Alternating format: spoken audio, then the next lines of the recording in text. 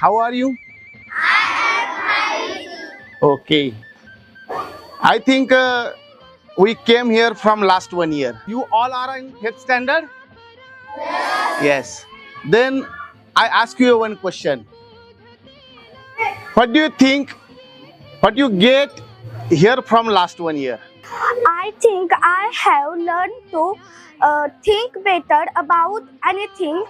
My vocabulary is improved when sir use English while teaching. I understand it. I mean, just like English medium. Yesterday we learned the lesson of George Washington Carver. All are understand this lesson? Yes. Then tell me, who is the George Washington Carver?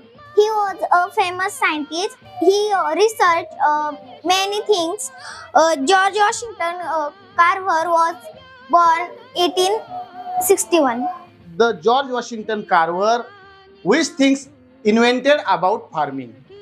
Carver made from peanuts, sugar, ink, wood polish, color, soap, paper, tiles. The next question, Carver, how to made his laboratory? Who want to tell? Girls, boys? Ha.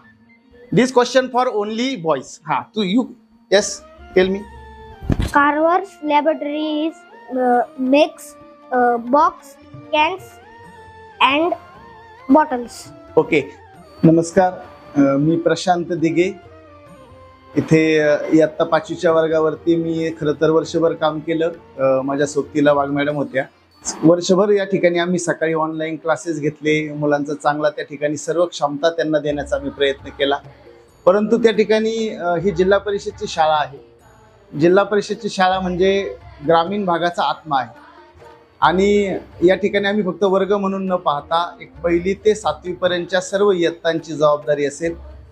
मग त्या अगदी potential असणाऱ्या मुलांवरती काम न करता या शाळेतील प्रत्येक शिक्षक आम्ही त्या ठिकाणी अगदी खालच्या मुलापर्यंत त्याचा जेवढा बुद्ध्यांक आहे त्याला त्याच्या बुद्ध्यांकाप्रमाणे क्षमता रुजवण्याचं काम आम्ही या ठिकाणी करतो.